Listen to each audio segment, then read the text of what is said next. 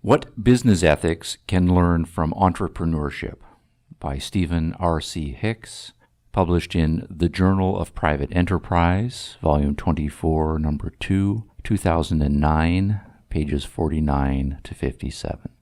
Section 1. 3 Character Types: Carly, Tanya, and Jane. Entrepreneurship is increasingly studied as a fundamental and foundational economic phenomenon. Schumpeter, 1950, and Kerzner, 1978, were pioneers, and their successors have generated a sizable literature. Yet entrepreneurship has received less attention as a moral phenomenon and, correspondingly, less attention in the business ethics literature. Consider the moral status of the entrepreneur by contrast to 2 other types. 1. Carly. As a student, Carly worked hard and received good grades. Upon graduation, she took a job, but at the same time saved money and worked on her business plan. When she was ready, she took the entrepreneurial plunge and started her own business, which she developed successfully and then, a few years later, sold for $10 million. She is now living the good life of travel, building her dream home, raising her family, and managing her portfolio of investments. 2. Tanya. Tanya also worked hard in college and, upon graduation, took a job in a financial institution. She discovered a flaw in its funds routing procedures, which enabled her anonymously to divert $10 million to an offshore bank, from which it was quickly rerouted through several Caribbean and Swiss banks, ending up in an account known only to Tanya. 1 year later, Tanya resigned her position at the financial institution and is now living in discreet luxury somewhere in Europe.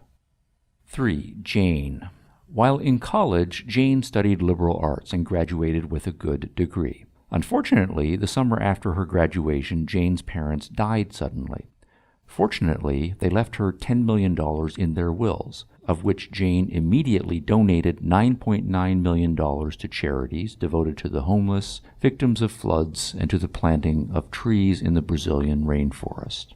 Jane invested the remaining $100,000 in a certificate of deposit earning 8% annually, the proceeds enabling her to live frugally and without too much discomfort. Now let us ask the ethics question. Which of the 3 is the most moral? Whom should we uphold as the ideal? Should we teach our children and students to admire and strive to be like Carly, Tanya, or Jane? All 3 require strength. It is not easy to build a successful business. It is not easy to figure out a con and get away with it. And it is not easy to give away all of one's money.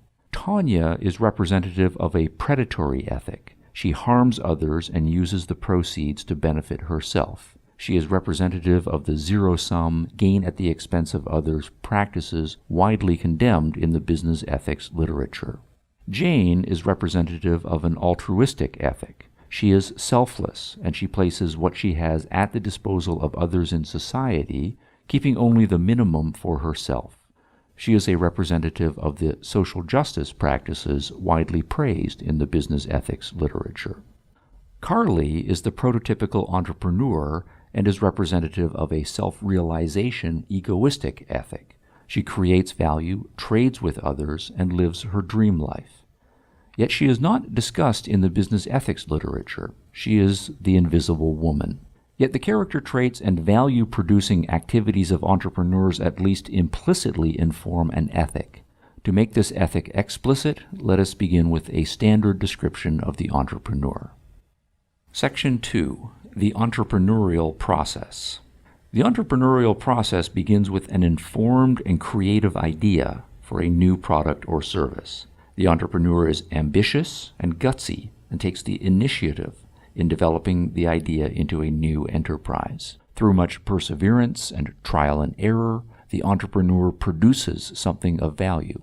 He or she takes on a leadership role in showing consumers the value of the new product and in showing new employees how to make it. The entrepreneur trades with those customers and employees to win-win results. He or she thus achieves success and then enjoys the fruits of his or her accomplishment. To expand upon each of the italicized or emphasized elements in this description, entrepreneurs generate business ideas and decide which ones are worth pursuing. In the process of coming up with informed, creative ideas, entrepreneurs speak of vision, thinking outside the box, imagination, activeness of mind, and light bulb moments. Having generated ideas, they speak of exercising judgment. Which ideas are actually good ones? Can the product or service be developed technically? Will it sell? What does the market research show? Entrepreneurs exhibit a commitment to cognitive achievement, intellectual playfulness, research, experimentation, and analysis. Ambition is the drive to achieve one's goals, to be successful, to improve oneself, to be better off, to be the best one can be. Entrepreneurs feel more than the often abstracted and idle wishing, "Wouldn't it be nice if I were rich and independent?" that many people experience. Ambitious individuals feel strongly the need to achieve their goals. Entrepreneurship requires initiative. It's one thing to have a good business plan, it's another to turn the plan into reality. Entrepreneurs are self-starters who make the commitment to bring their good ideas into existence. A new enterprise involves venturing into the unknown, a willingness to take on obstacles, including the possibility of disapproval and mockery, and the possibility of failure. Consequently, entrepreneurial activity takes guts, a willingness to take calculated risks, to be aware of possible downsides while not letting the fear of failure or disapproval dominate one's decision-making. Entrepreneurial success is almost never easy and overnight. Success is a result of sticking with it through the difficulties and over the longer term. That is to say, perseverance is essential. Entrepreneurs must persevere through the technical obstacles in product development, in the face of the naysayers who declare that it can't be done or who are otherwise obstructionist, and in the face of their own self-doubts. Entrepreneurs must be good at short-term discipline and at keeping their long-term motivations present in their thinking. The development process is almost always a trial and error process, requiring that the entrepreneur make adjustments based on experience. Successful entrepreneurs adjust to real-world feedback, which means being able to admit mistakes and incorporating newly discovered facts, rather than pig-headedly ignoring anything that is a threat to their pet ideas. Productivity. The development process hopefully culminates in a working product. If so, the entrepreneur has added value to the world by creating a new good or service, making it work consistently, producing it in quantity, and continuing to improve the quality. Those who transact with the entrepreneur, whether as customers, employees, or venture capitalists, engage in win-win trade, exchanging value for value. Socially, trade is a process of dealing with others on a peaceful basis according to productive merit. It requires protecting one's own interests and respecting the other parties doing the same, exercising one's skills of negotiation, diplomacy, and, when necessary, toughness in order to achieve a mutually beneficial result. Entrepreneurs also add value by bringing leadership to the trade. Entrepreneurs are creating something new, so they are the first to go down a new path. Those who go first set an example for others to follow, and especially in the case of a new product and service, they must show new customers the value of the new product and service, and must teach new employees how to produce the new product or service. Accordingly, entrepreneurs must exhibit leadership in showing others the new way, encouraging them through the learning process, and in marketing the new.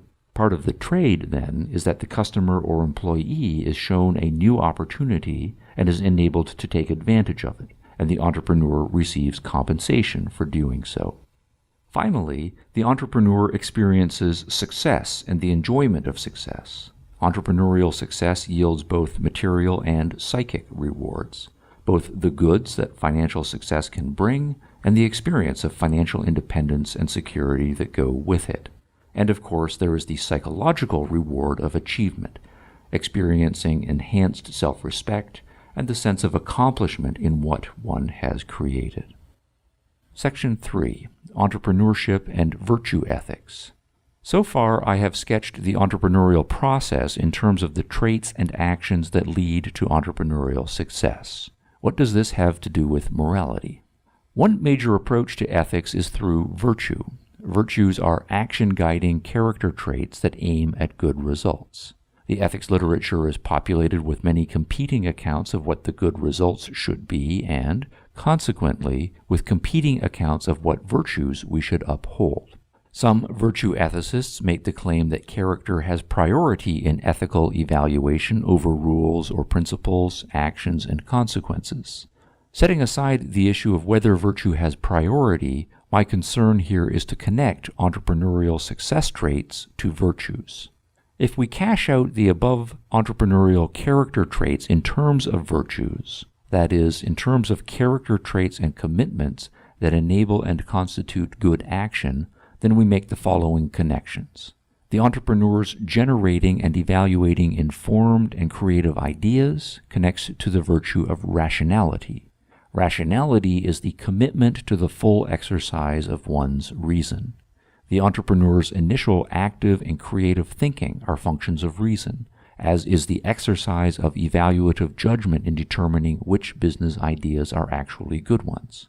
The entrepreneur's ambition and drive for success connect to the virtue of pride. Pride has forward-looking and backward-looking aspects. For example, taking pride in what one has accomplished. It is the forward-looking aspect that is relevant here. Taking pride in oneself means wanting the best for one's life, which implies a felt commitment to achieving the best in one's life. For example, taking pride in one's appearance means wanting to look one's best, which implies a commitment to health, hygiene, and style.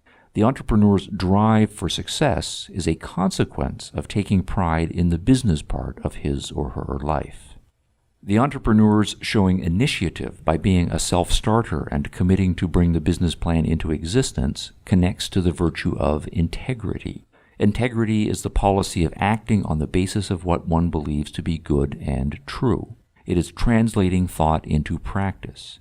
That is, one's thoughts are integrated with one's actions, or one's beliefs about what would be good are integrated with one's actions to bring that good into existence from planning. The entrepreneur's commitment to action, despite the fear that comes from being aware of the risks, connects to the virtue of courage. Courage is the virtue of committing to an action that one judges to be right while being aware both intellectually and emotionally of the possibilities of failure. The entrepreneur's perseverance through difficulties, disapproval, and other temporary doubts connects with the virtue of independence. Independence is the virtue of trusting one's own judgment and acting on the basis of one's best judgment, despite short-term frustrations or the contrary opinions of others. The entrepreneurs working through the trial and error process of product development connects to the virtue of objectivity.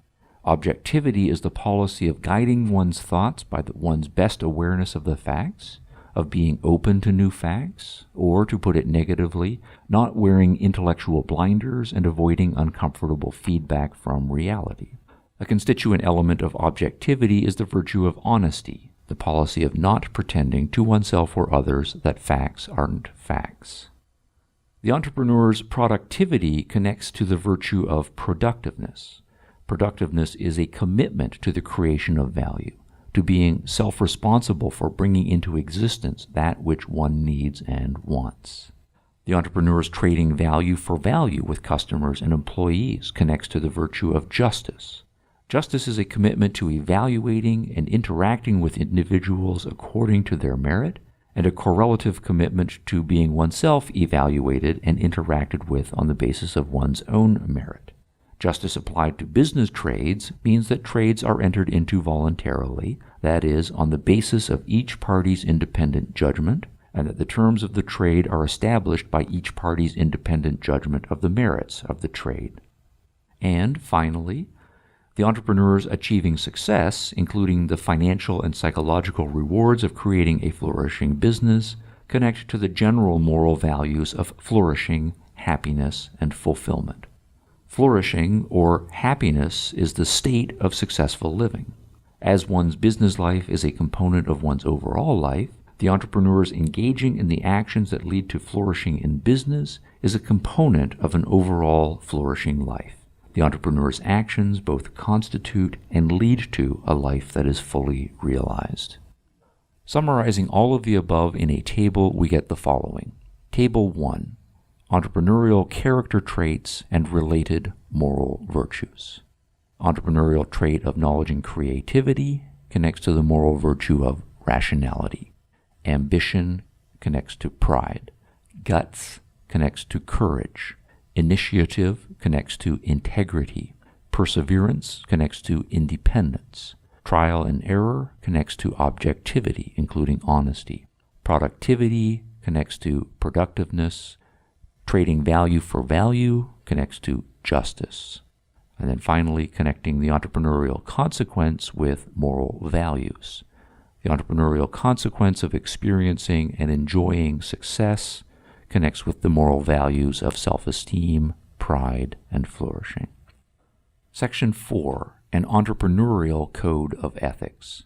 The virtues and values listed in the right column of the table together constitute an entrepreneurial code for business ethics. That set of virtues is an abstraction on a description of entrepreneurial activity. The thoughts and actions of entrepreneurs are particulars of a general set of success traits. Those success traits of entrepreneurs are particulars of a general set of virtues. In historical context, the list of virtues is very Aristotelian. See especially Aristotle's discussions of courage in Book 3, pride as the crown of the virtues, truthfulness and liberality with respect to money in Book 4, justice in Book 5, and phronesis, or practical wisdom, in Book 6 of Nicomachean Ethics, and very objectivist. One important implication of the above is that an entrepreneurial ethic contrasts strongly to the ethics codes prevalent in the traditional and current business ethics literature. An assumption of much of the literature is that success according to business criteria and success according to ethical criteria are different things. A consequence of that view is that business is amoral, and ethics is something that has to be imported into or grafted onto it, or, in extreme views, that business is inherently immoral and the purpose of ethics is to rein in or restrain business. By contrast, the above entrepreneurial code of ethics connects business to ethics positively. It sets a foundation for a business-friendly ethic based on the assumption that successful business practice has within it the resources to develop an ethic. Entrepreneurs are individuals who are oriented toward practical success. The commitments and traits that enable them to achieve the good, i.e., success in life, are virtues, and virtues are the subject matter of morality and ethics. Entrepreneurship is a particular vehicle for moral activity. Or to put the point another way, when we teach the skills for practical business success, the list on the left side of the table is what we teach. When we teach moral virtue, the list on the right is what we teach. And they come to the same thing. The moral is the practical. Another implication of the above involves making the full case for a free society. The ethicist must be an ally of the economist and the political scientist in making that argument. Economists work out the commercial mechanisms of a free society, and political scientists work out its constitutional and limited government requirements. Yet while the economists and political scientists of the free society have done excellent work, less has been accomplished in articulating, advocating, and defending a free society's ethic, including its business ethic. James Buchanan made the following observation, quote, "We true liberals are failing to save the soul of classical liberalism. Books and ideas are necessary, but they are not sufficient to ensure the viability of our philosophy. No, the problem lies in presenting the ideal. My larger thesis is that classical liberalism cannot secure sufficient public acceptability when its vocal advocates are limited to, does it work, pragmatists. A vision, an ideal is necessary. People need something to yearn and struggle for. If the liberal ideal is not there, there will be a vacuum and other ideas will supplant it. Classical liberals have failed in their understanding of this dynamic." Entrepreneurial success is not the whole of ethics, but it is a good start for business ethics. Ethical codes matter socially. We develop political and economic systems to produce and protect what we think is the good, and what we think is good depends on our moral code. And moral codes are crucial personally. One's moral code is one's spiritual drive. It is that which one thinks best, highest, and most noble, that says who one is and which brings out one's best. We need a moral code that idealizes the Carleys, not one that urges us to be Janes or that is limited to attacking the Tanyas. The key thesis of an entrepreneurial code of ethics is that business ethics should first focus on creativity, productivity, and trade. Creative, productive traders are highly realized moral individuals. That is to say that business ethics should take entrepreneurship seriously and foundationally as a moral phenomenon. References: Aristotle, 1984, Nicomachean Ethics, in The Complete Works of Aristotle, edited by Jonathan Barnes, 2 volumes, Princeton University Press. James Buchanan, 2002, Saving the Soul of Classical Liberalism, The Wall Street Journal, January 1st. Israel Kirzner, 1973, Competition and Entrepreneurship, University of Chicago Press. Ayn Rand, 1964, The Objectivist Ethics in The Virtue of Selfishness, New American Library. Joseph Schumpeter, 1950, Capitalism, Socialism, and Democracy, 3rd edition, Harper & Brothers, see especially Chapter 7. End of What Business Ethics Can Learn from Entrepreneurship, first published in the Journal of Private Enterprise, 2009.